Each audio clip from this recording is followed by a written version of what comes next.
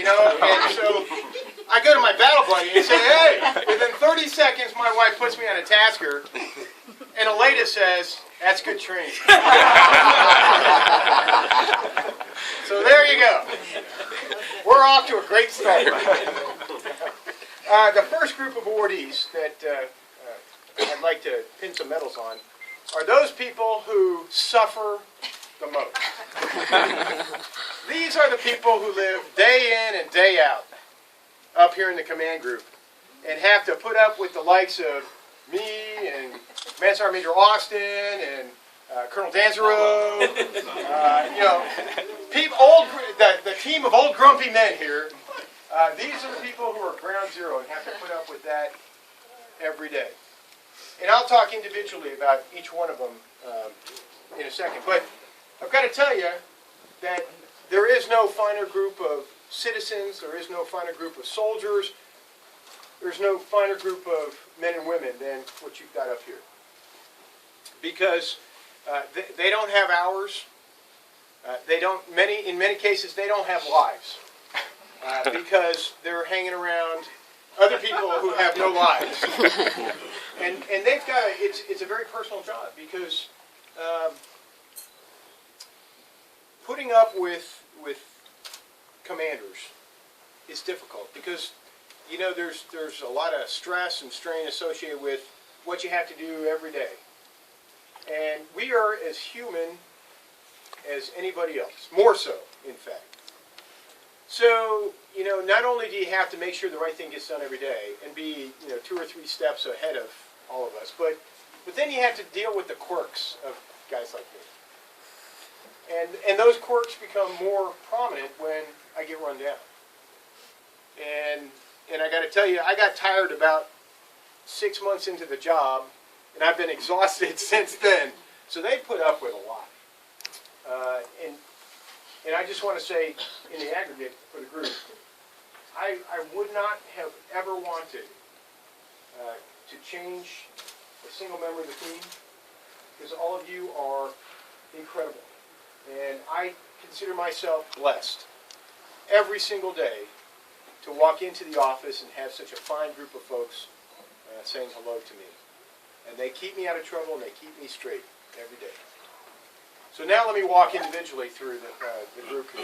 First of all, you have Lieutenant Adkins. Lieutenant Adkins and I met each other on VTC. I was at Scott Air Force Base, and I was interviewing for aides on VTC.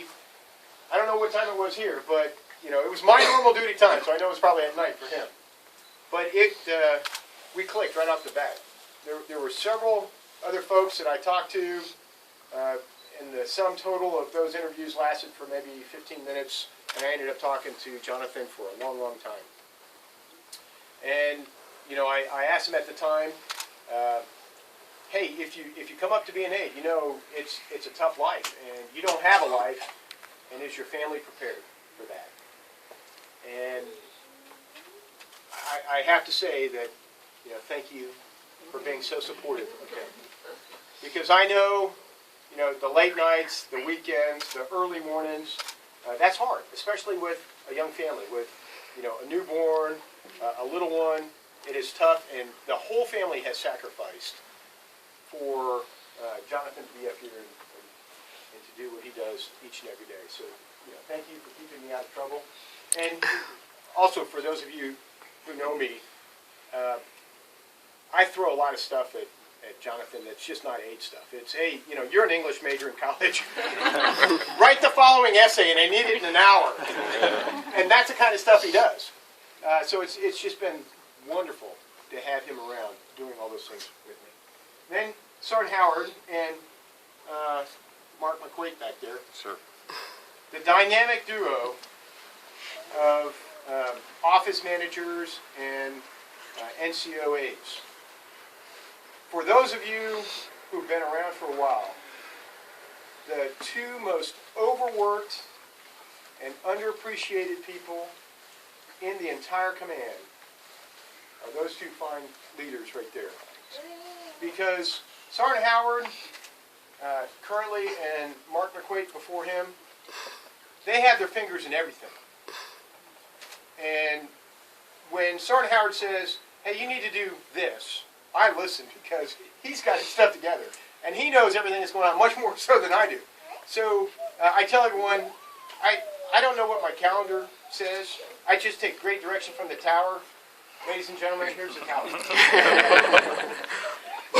Where Sergeant Howard tells me to go, that's where I go. And, you know, he knows everything. He knows everybody.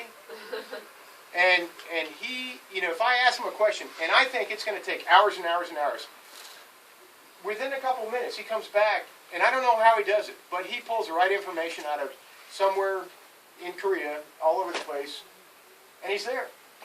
And he's the guy that's there before I get here in the morning. He's the guy most of the time at night. He's still there when I leave. It's a thankless job. I call him, you know, every time my phone doesn't work, I call Sergeant Howard. What's the phone number? And, you know, he's got this magic phone that has everybody's phone number. So many times I've woken him up at night. So, you know, thank you for volunteering.